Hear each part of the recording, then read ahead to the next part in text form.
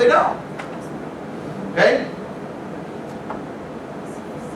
Everybody wants discipline.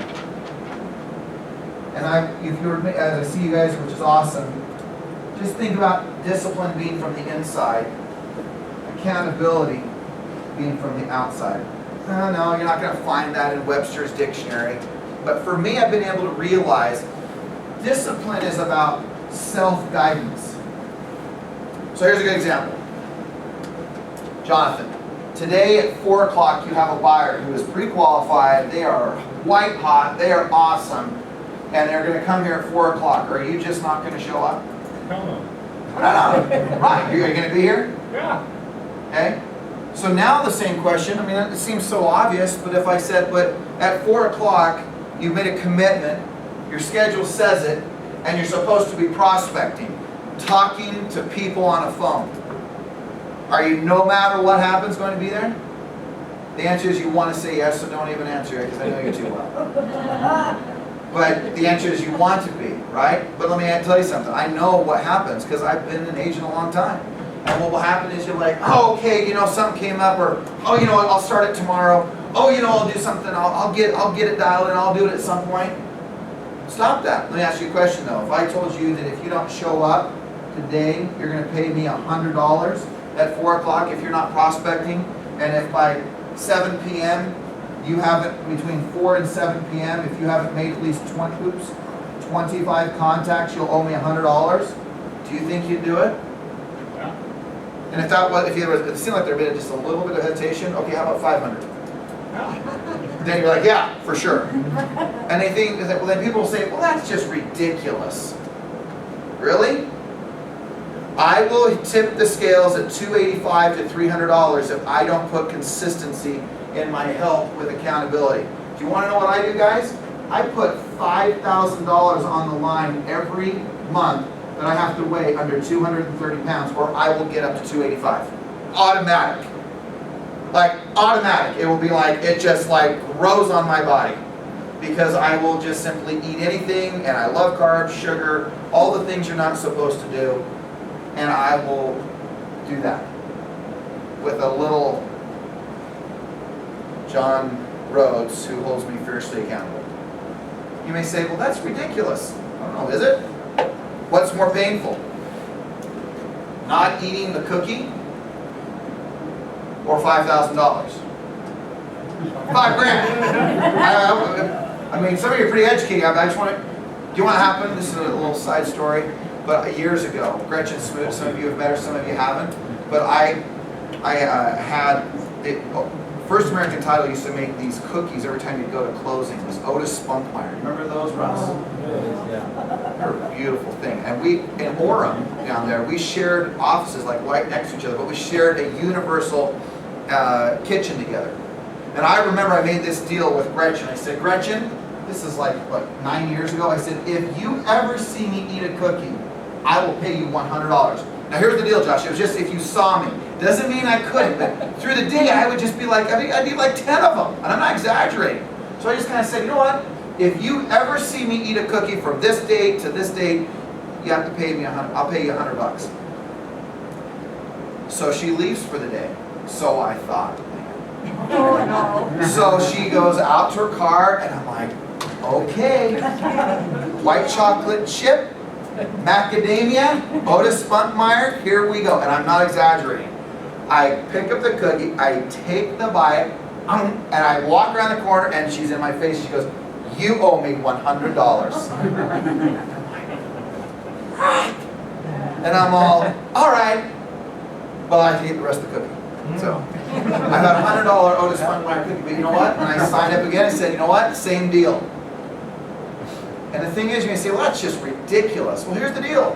In areas of my life on the inside where I don't have the mental, emotional, physical discipline to do what I know I want to do, I put things around me that make it to where I force myself to do what I know I want to do. I want to be healthy. I want to eat right. I want to be a certain weight. But if I just leave it up to myself, I'll forget.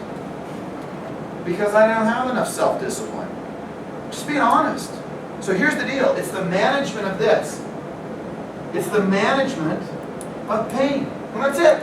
What's more painful? Paying me $1,000 or making 50 contacts tomorrow?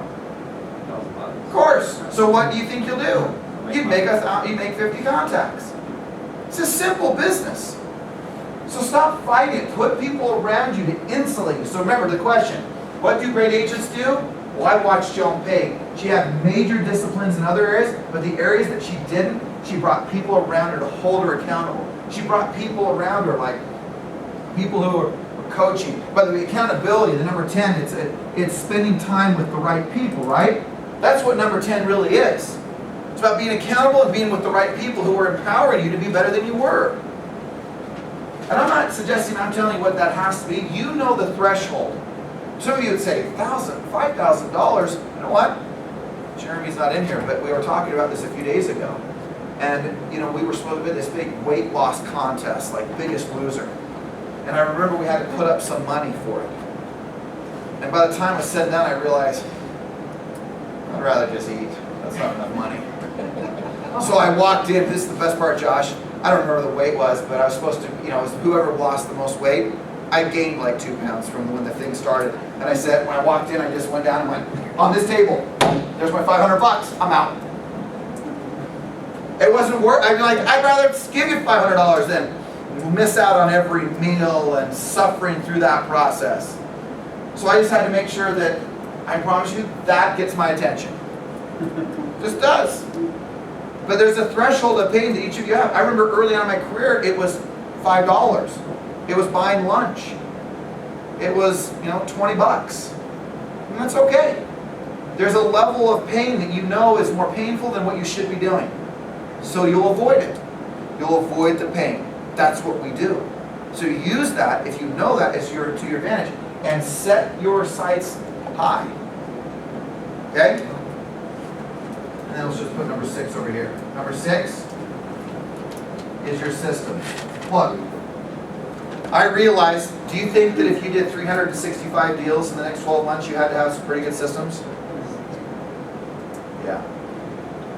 So look, systems that I know you should have down, 21online.com, right? You should have Red X down. You should have your transaction coordinator and making sure you put your stuff together there. You should have your lead follow-up.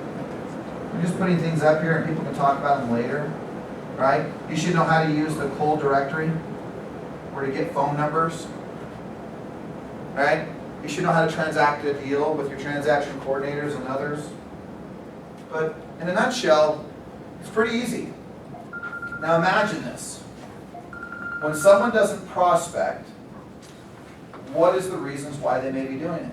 Well, it's easy. They may not have the skill set. They may not have the belief. They may not be following their schedule. They may not remember their plan.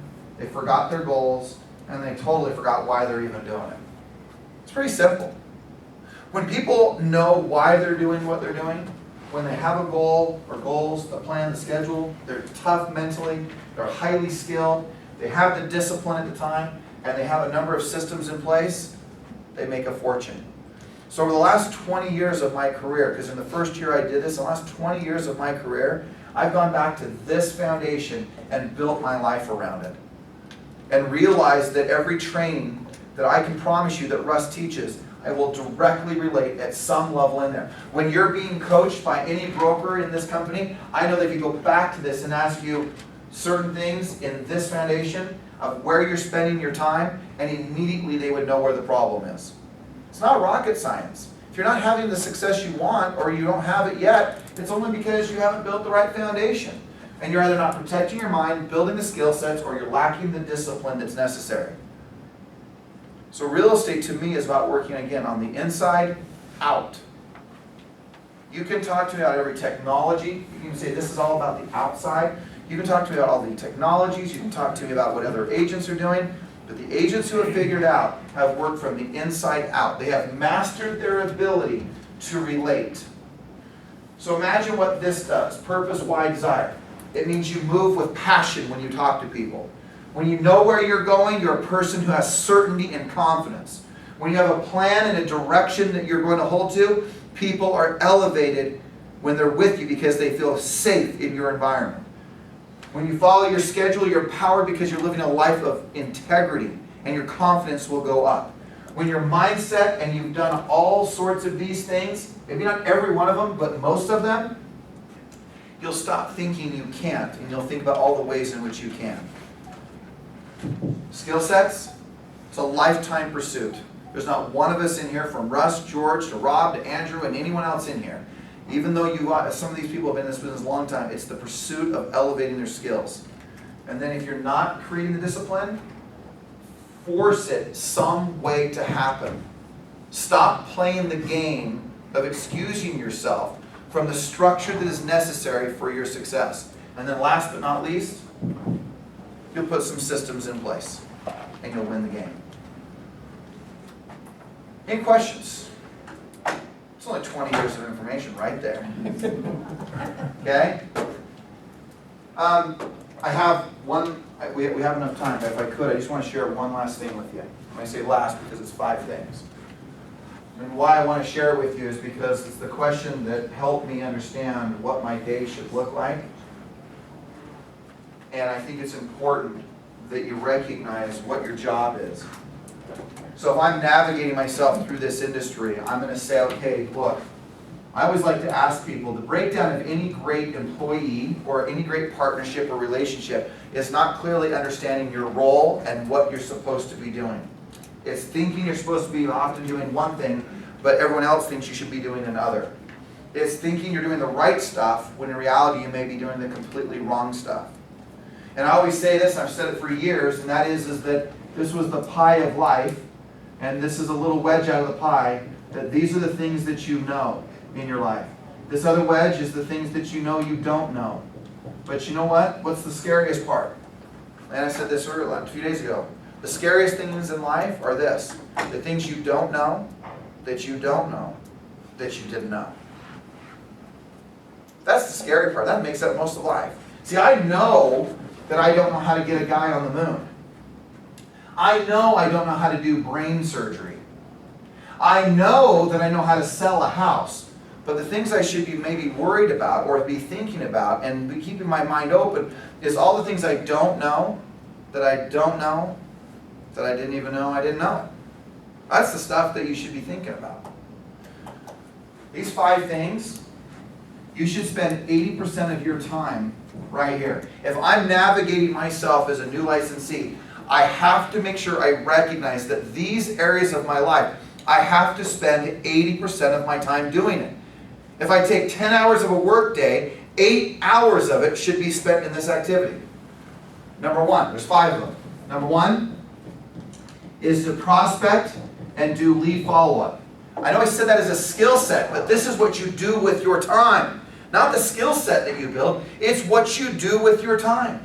80% of your time is talking to people and doing lead follow-up. That's the first part of the 80%.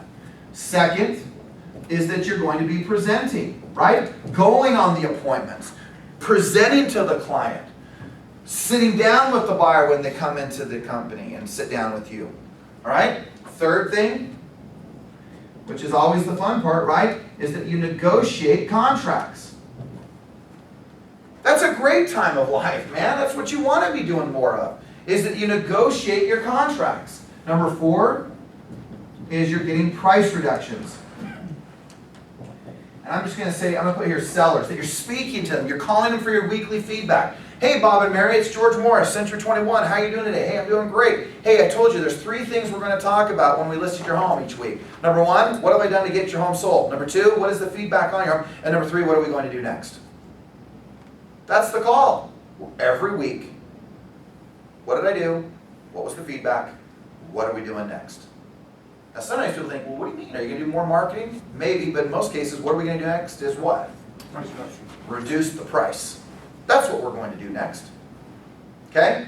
And number 5, work with highly qualified buyers. Emphasizing the highly qualified. Not just roaming around the countryside with people who never have any opportunity or chance of buying a home because you have nothing better to do. Be bold enough because you talk to enough people to truly get them qualified when you're working with the buyer. All right? 80% of my time in 10 hours or 8 hours of my day, 6, 7 hours. Now here's, I'm not a very, I feel like Forrest Gump. I'm not a smart man, Jenny, but I know what love is, right? Okay, now my name is Jenny, so I get to say that all the time, so, all right? So, did you even see Forrest Gump, Joe? Because no one like even laughed at that. They're like, what are you talking about? You didn't use the accent. I didn't do that. Yeah, it wasn't very good. All right, here's the deal. Remember, there's 20% down here that we haven't talked about. All right, 80% of your time, but just try this on. If you didn't, I mean, I'm not a genius, but if you didn't have any buyers to work with, and you didn't have any reductions of price to get, and you didn't have any offers to negotiate, and you didn't have any presentations to give, what might you do with all that 80%? You'd spend 80% of your time. Here's the deal, what I found. If people take me serious on this, it takes them about 2 weeks of spending truly 80% of their time just prospecting, knocking on doors, making calls, knocking on doors or making calls, knocking on doors, making calls. You do that for about 2 weeks. Do that for about 30 hours a week. Do it for 2 weeks. Just try and see if I'm wrong. And what will happen is, all of this will start to happen. Just 2 weeks. Which means, just take a normal, 6, 7 hours a day, knocking on doors, making calls, knocking on doors, making calls. And well, is that how it's always going to be? No. But for the next 2 weeks, if you really want this to happen, it does need to be that way. It means you'll work some evenings. It means you'll work some early mornings. It means you'll be tired. It means you go, oh man, this is brutal. Right. But if you'll get the momentum going, just do that for 2 weeks and watch what will happen. Now look, this last 20% is this. We administrate. I'm going to give you an example of administrating. The deal, the contract, the emails, the checking the voicemails, the returning the calls, talking to the lender, talking to the buyer, talking to the seller, talking with the mortgage company, talking with their the appraiser, the inspector. That's all administrating. But what do you think? I mean, I know how. I'm trying to think. Who's been in this business the longest? Who's been in over a year so far yet? All right, Long? Long, give us the answer here for a second. What do you think most agents do in our industry with their time? What do you think happens with those numbers?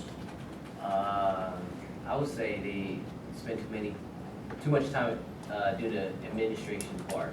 Yeah, so somehow I think when I share this message, they get the numbers confused and they invert them to where what they do is they spend 80% of their time administrating and 20% of their time doing the actual things that are the gasoline, the fuel that ignite the system.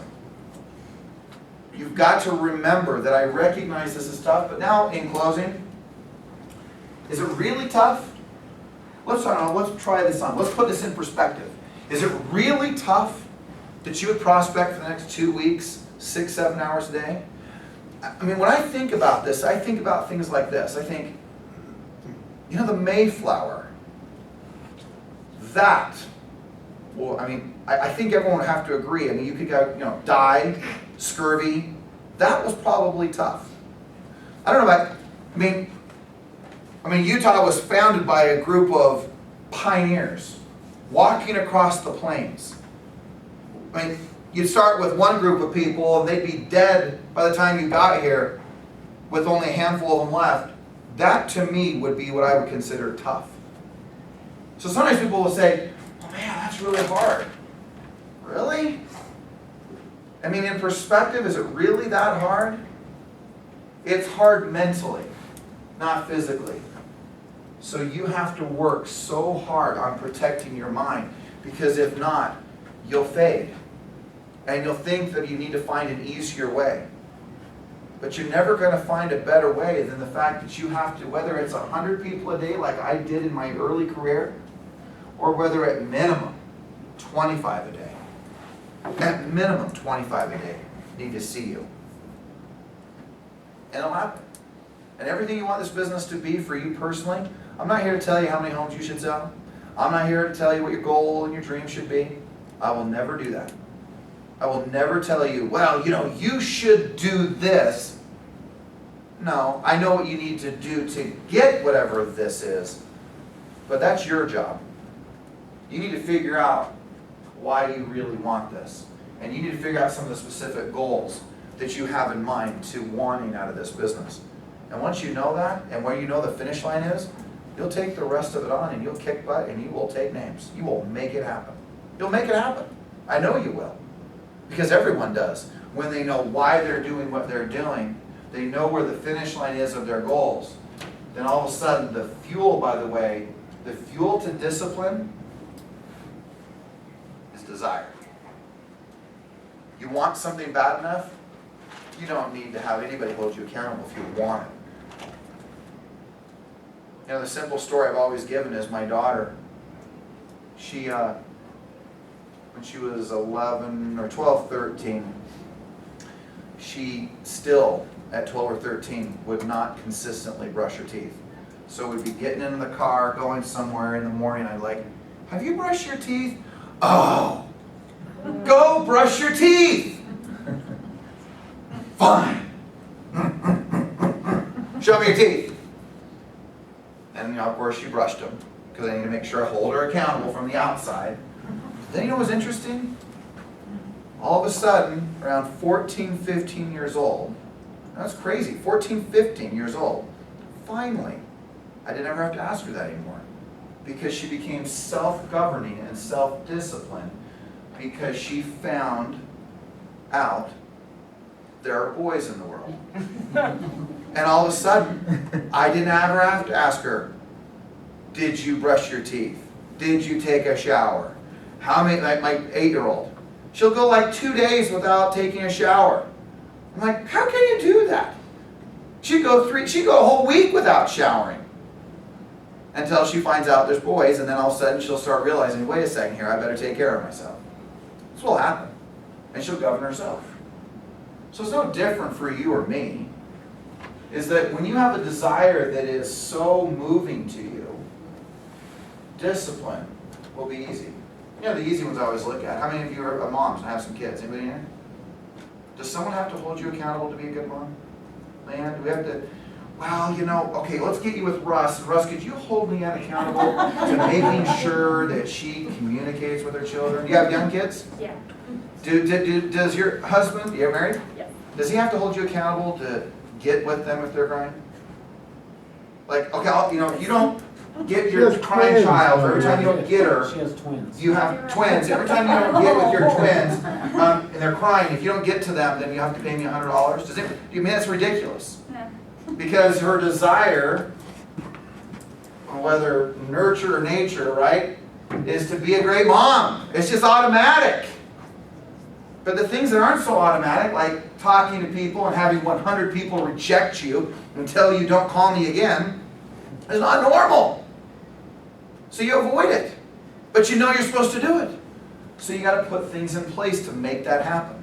And if you do, you'll make a fortune. If you don't, you'll wonder why you can't figure it out, and there's nothing you can't figure out. You just haven't figured out how to work within the confines of your own psyche, your own desires, and how to use pain to your advantage. And once you figure that out, you make a fortune. And until you figure that out, you will battle and you'll beat yourself up going, why can't I just do what I say I'm going to do? And I always come back and I say, because you're human. Who today woke up and go, man, I can't wait to call 25 people. 24 out of 25 are going to say, don't ever call me, don't talk to me, they hang up on me. Man, I am so excited for today. This is awesome. I can't wait. I remember one of my calls. I still remember this. I'm calling. It's my first call of the morning. Hi, this is George Morris. It was when I was Realty Executive. Hi, this is George Morris with Realty Executives. I'm calling about your home for sale. Are you the owner? Are you a real estate agent?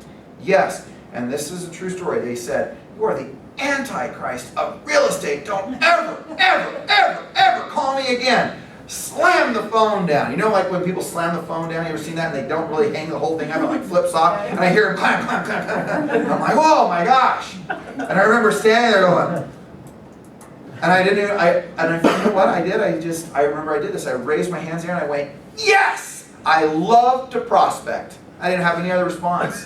Because I didn't know what to do because it was so like terrifying to me. I remember I used to go in these little closets that Coldwell Banker used to have. They were about the size of this corner. And there were a little call room where you're supposed to have private. I was so scared that anyone would hear me make a fool of myself in so many words when I prospect. So I thought, oh, I better do it alone. I can't hear anybody hear me make mistakes. I can't hear anybody be, think I'm an idiot. And then I'm thinking to myself, as the years have gone, I'm thinking, you know what made me look like an idiot? Was going into that closet trying to hide from everybody, thinking they didn't think I was an idiot because they already knew I was an idiot. So finally, I got myself out in the open and was like prospecting because I was so petrified that I'd say something, do something, have a conversation about something that didn't make any sense. None of it makes sense. It's painful. But if you'll have someone help you hold yourself accountable, you'll build the muscle and you'll strengthen yourself and you'll make it in this business. Look, the only people, the 9 out of 10 that don't make it, are people who don't figure this out. So I just congratulate you for being in this company. I congratulate you for figuring out that, you know what? You're going to figure it out. And you're going to have an extraordinary career. You don't need to be part of what I would consider the failures. That's not what this company is about. We don't sell 1 out of every 4 to 5 homes across the Wasatch Front by accident of the existing home sales, not new construction. Right? There's 7,000 offices in the world for Century 21. This office you're in today is number 1. Centerville's number 72. In the world. And Orm's come along. They just need your production. It's coming. Right? Fastest growing. Where are we? Okay? Fastest growing. But it's fascinating to watch. So you're part of something special. 77 countries, the most recognized brand in real estate, the dominant player of real estate worldwide. You guys are part of that. So go back to the very beginning what I talked about. 5 people sat around a conference room table and said, hey man, life is at its worst. Hey, how about we create a company? And through that process, this is what's been created. It's not about a corporation. I was talking to Greg Haddock today and I said, let me ask you a question. If you don't make it, is that a problem? He's like, yeah. I said, guess what? It's a problem if I don't make it. Because you know what? There's not some big investment firm that bails us out. There's not some, corporate coffer that says, oh, you could fail for years and we're fine. So everything matters. You matter. Every individual matters. So it's critical that you succeed. And all the resources and the commitment and the people in this room that are here to help you, it's because we want you to make it, but it's also what's awesome is we need you to make it. It's not okay if you fail. I don't like that. This company is not about failing. We are about being number 1. Not because, I always say there's 2 reasons. One, man, it feels so good just say you're number 1. That's awesome. Like, hey, you're number 1. That's completely ego-driven. But you know the second part is better? Is this. Whatever it is that we have to become number 1 or retain it or maintain it, that's what I'm interested in. Now, I'm interested when Jonathan says I want to sell blank number of homes. The better question is this. Who does Jonathan have to become to earn that? And if you get that Jim Rohn little CD thing that I just talked about or buy it on iTunes, one of the things in his little message there, he'll say, a guy by the name of Earl Schoaf came to him as a young man in his mid-20s and said, you know what, Jim? You should become a millionaire. And he went, well, why? Why, Earl? Oh, he goes, oh, it's not about the money. That's awesome, that's fine. But it's about this. Who do you have to become to earn $1 million? And when Jim began to understand that as a young man, that he realized he had to become something before he'd get something, well, then it became a pretty awesome quest of his life. Is that his focal point became, who do I have to become so that I can earn blank dollars, whatever that number is for you. Who do I have to become to sell blank number of homes? So see, when I look at this foundation, and I then look at like a Joan Pate, and I go back and I think, who did she have to become to sell 365 homes? Someone pretty awesome. Because you don't sell 365 alone. She had to become a great leader, a great administrator, a master of systems. She had to spend 80% of her time really truly doing that. She had to put people around her who were exceptional at what they did to insulate her, to protect her, so she could stay the course. She had to become so efficient in her skill sets, her mindsets, knowing her purpose and driving her life. But again, here's what's cool. Yeah, there's not one of us in here who can't do that. If you want that, you just have to fill in the blank. Who do I have to become? And define it for yourself. And watch what will unfold. And extraordinary things will happen. Okay? Any questions? Any thoughts? Any... Russ, anything? Oh, good. So, last thing, your assignment for you guys is, I want you, if you haven't figured it out yet, figure out what is your why? What is the purpose? What is it that you want to ultimately accomplish? What is your legacy? Because as hopefully the message you've gotten was, if you don't do that, probably none of it's going to really matter. So your assignment is to figure that out. I just have a question. Are we going to have a class on business planning? Is that? Yep, next Tuesday. Right. Is that? I Yep. don't know. It's in Georgia's schedule to teach that in town. Is it? All right. You don't have to, but it is. No, it's in there. It's all good. So, yeah. So yeah, thanks for being here. Let's thank George. Give him a hand. And then, your accountability sheets, just make sure I get those on your way out. And have a great day.